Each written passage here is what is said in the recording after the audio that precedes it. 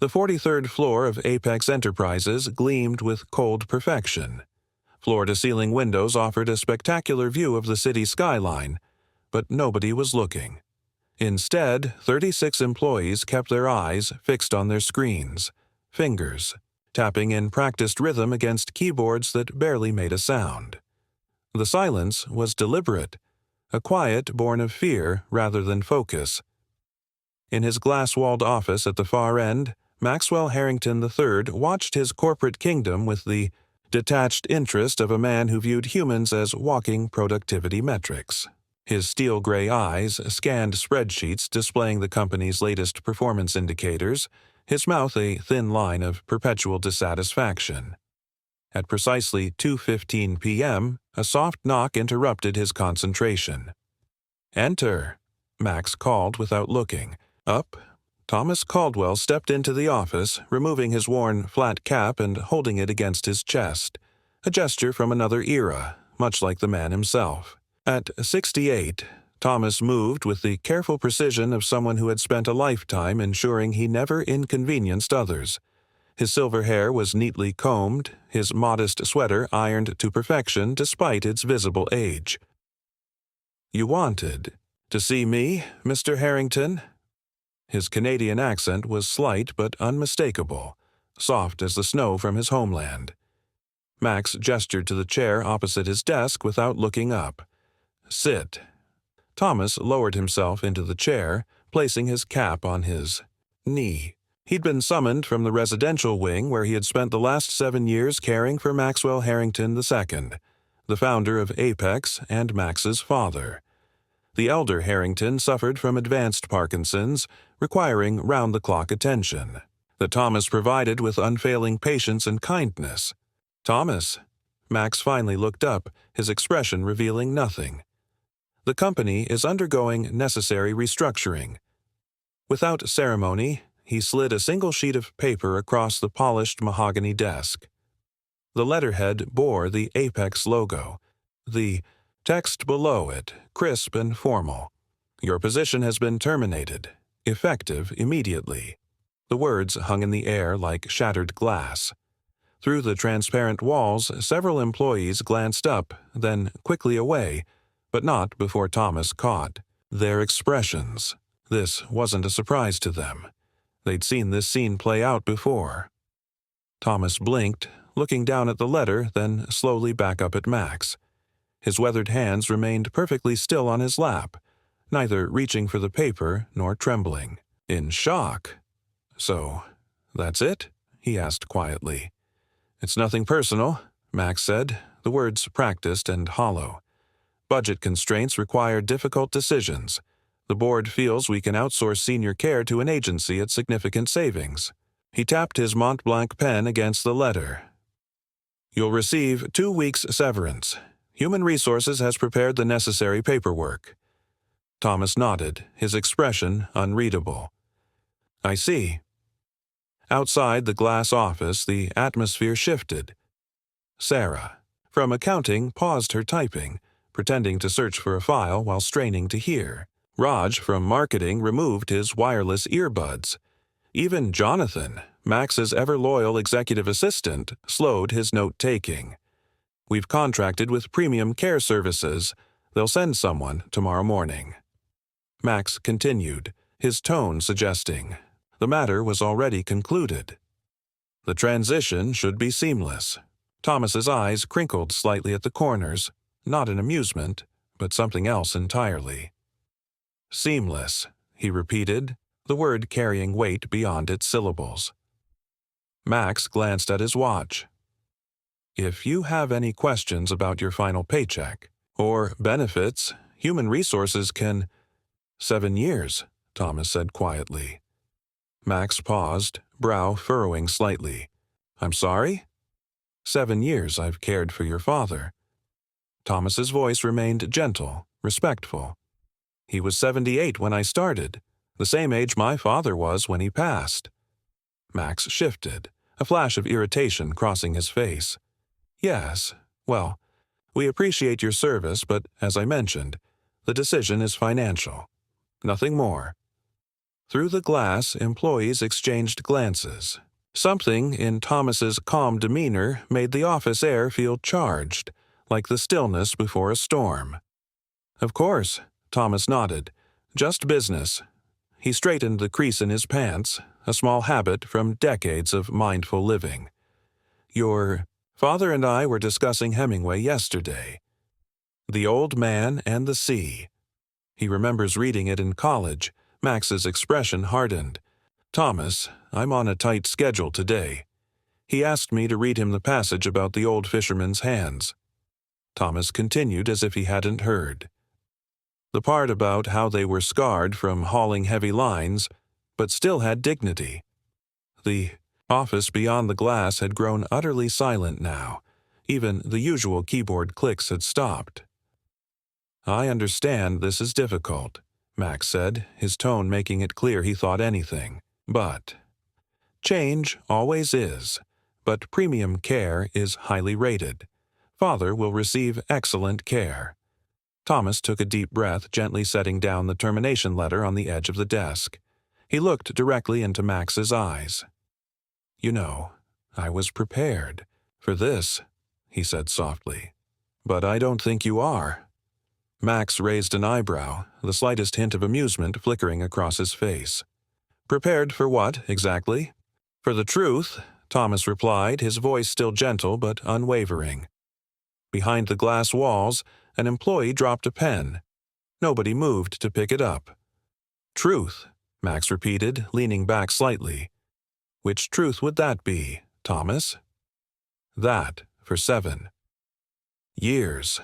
I've arrived at your father's suite every morning at 5:30 a.m., a full hour before my shift, so he wouldn't have to wake up alone." Thomas's hands remained folded in his lap, utterly still. "That I've memorized every medication, every dosage, every potential interaction, because the rotating night nurses sometimes make mistakes." Max's expression didn't change, but his fingers stopped tapping against the desk. "That when his Parkinson's makes it impossible for him to speak clearly, I'm the only one who can understand him without asking him to repeat himself, which he finds humiliating." Thomas continued, his tone conversational, as if discussing the weather. "That I've learned to tell from the slightest change in his breathing when a tremor episode is coming, often before he knows it himself." Outside, the marketing team had completely abandoned pretense, turning their chairs toward the glass office. Jonathan had stopped typing entirely, his hands hovering above his keyboard. "Thomas, I appreciate your dedication, but that I haven't taken a full day off in 3 years, because the last time I did, your father fell trying to reach the bathroom alone. The agency nurse was on her phone." Thomas's eyes never left Max's face. "That I was there when he cried after your mother's funeral, while you were handling the press statements." Max's jaw tightened. "That's enough." "That I hold his hand during the night terrors he never told you about because he didn't want to seem weak in your eyes." Thomas's voice remained steady, but something had changed in the room, a shift in gravity itself. "That I know which photographs in his room he stares at longest, which memories bring him joy, which regrets keep him awake at night." The silence in the office was absolute now.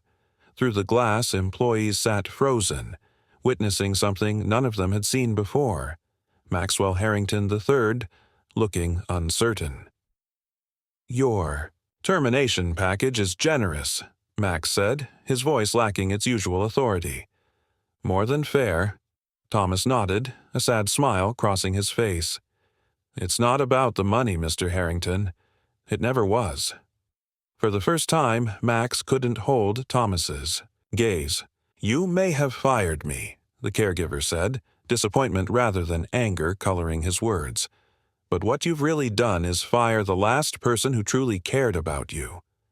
Max stiffened, a dismissive smirk returning to his face like armor, hastily donned. "Cared about me? I think you're confused about your role here, Thomas. You were hired to care for my father, not psychoanalyze his son." But the words lacked their usual sting. For the briefest moment, Max's eyes darted toward the glass walls, suddenly aware of the audience beyond them. "Your father keeps a journal," Thomas said quietly. "Has for decades. His hands shake too much to write now, so he asks me to transcribe for him sometimes." Max's smirk froze, his fingers tightening imperceptibly around his pen. 3 weeks ago, he dictated an entry about your 5th birthday. Thomas's voice remained soft, but it carried throughout the now silent office. About how he missed it because he was closing the Peterson merger, how he promised himself he'd make the next one, but somehow never did. In the outer office, Sarah, from accounting, lowered her gaze, remembering how Max had canceled her team's promised bonuses last quarter despite record profits. Raj from marketing recalled the time his request for bereavement leave was denied when his grandmother died. He described how he realized too late that he'd taught you to value the wrong things.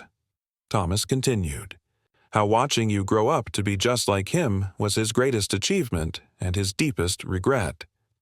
The pen in Max's hand went completely still. He said, "I built an empire of glass and steel, but I failed to build a man with a heart." Thomas's eyes never left Max's face. Those were his exact words. Outside, an employee's coffee mug slipped from their hand, shattering against the floor. Nobody moved to clean it up. Max's expression hardened, anger flashing in his eyes. "My father is a confused old man. The medication affects his thinking. He's more lucid than you know," Thomas replied, "and more aware of what's happening in this company than you might be comfortable with." Meaning what, exactly? Max's voice had taken on a dangerous edge. He knows about the retirement fund misappropriations, the falsified safety reports at the Chicago facility, the harassment complaints you've settled privately. Thomas spoke, each word with quiet certainty. "He knows, Mr. Harrington." The color drained from Max's face. Through the glass walls, employees exchanged shocked glances, confirmation passing silently between them. "He would be ashamed of you," Thomas said softly. "That's enough," Max snarled, rising from his chair, his composure finally cracking. "You're crossing a line, Thomas. I suggest you take your severance and leave before you say something you'll regret." But the threat fell flat in the charged atmosphere. Outside the glass walls, employees who had spent years avoiding Max's gaze now watched openly, emboldened by Thomas's quiet dignity. "Your father asked me something last week," Thomas continued, unmoved by Max's display of anger. "He asked if you ever visit when I'm not there. If you ever sit with him without checking your phone. If you ever just talk to him, not about the company, but about your life." Max's face darkened, his knuckles white against the polished desk. "My relationship with my father is none of your concern." "I didn't tell him the truth," Thomas said. "I lied for you. I told him you come by often when he's napping, that you sit beside him and sometimes just watch him sleep, like he used to do when you were a child." Max's breathing quickened, trapped, between rage and something more complicated, something that looked dangerously close to shame. "I told him you keep a photo of the two of you on your desk, the one from the fishing trip in Montana when you were 12. Max swallowed hard. There was no such photo. There had been no such trip. "I've been lying to your father for years, Mr. Harrington," Thomas said, "creating a son he could be proud of, a fiction to comfort him in his final years." Through the glass, Jonathan watched his boss with new eyes, remembering all the times Max had claimed to be in meetings when his father called. "Does that ease your conscience?" Max's voice was hoarse now. "Playing the hero while painting me as the villain?" "There are no heroes or villains here," Thomas replied, "just choices and their consequences." Max's hand trembled slightly as he reached for his water glass. "We're done here." Thomas stood slowly, dignity in every movement. "Yes, I believe we are." But before he turned to leave, he reached into his pocket and placed a small, worn photograph on the desk. "He wanted you to have this," Thomas said. Max stared at the image. himself as a toddler, asleep on his father's chest, tiny fingers curled around his father's thumb. Thomas turned to go, but paused at the door. "One more thing you should know," he said. "Your father changed his will last month." The words landed like a physical blow. Max froze, his eyes widening. "He's leaving half his personal fortune to a foundation for ethics in business leadership." Thomas's voice remained even, factual. "The other half is divided between children's hospitals in every city where Apex has closed community centers to build luxury developments." Max's face went ashen. "That's not possible. The estate planning was handled by Margaret Chen, his original attorney, not the one you appointed." Thomas adjusted his cap in his hands. "He may be physically frail, Mr. Harrington, but his mind is sharp when it matters most." Outside, employees weren't even pretending to work anymore. Some had gathered in small clusters, whispering behind raised hands. Others sat transfixed, watching a drama more compelling than any corporate retreat team building exercise. "You have no idea what you're talking about," Max hissed, but uncertainty had crept into his voice. "My father would never. He told me once that wealth doesn't reveal character. It unmasks it." Thomas's eyes held a lifetime of quiet observation. "He built this company from nothing, watched you inherit everything without building anything of your own." Max's face flushed with anger. "I've doubled our market value in 5 years. At what cost?" Thomas asked softly. The question hung in the air, unanswerable. "The nursing agency you've hired," Thomas continued, "Premium Care Services. Did you know they've been sued 17 times in the last 4 years? For neglect, for medication errors, for hiring staff without proper background checks?" Max's expression faltered. "That's not. I wonder how the board would feel knowing you chose them because the owner is your college roommate," Thomas said. "The same one who sold you that vacation property in Aspen at half its market value right after you awarded his construction company the contract for the new headquarters." Through the glass, Jonathan's fingers flew across his keyboard, no doubt searching for evidence of this connection. Raj and Sarah exchanged knowing looks. Rumors. Confirmed. "You think you can come in here and threaten me?" Max's voice shook with rage, but beneath it was something new. Fear. "You're nothing. A replaceable service provider." Thomas smiled sadly. "That's where you're wrong, Mr. Harrington. We're all irreplaceable to someone. Even you."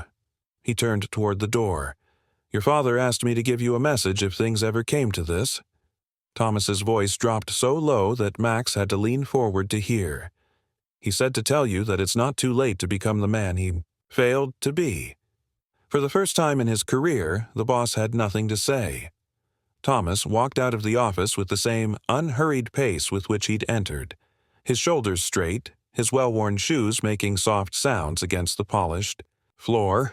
As he passed through the main office area, employees pretended to return to their work, but their eyes followed him, some with sympathy, others with something that looked remarkably like respect.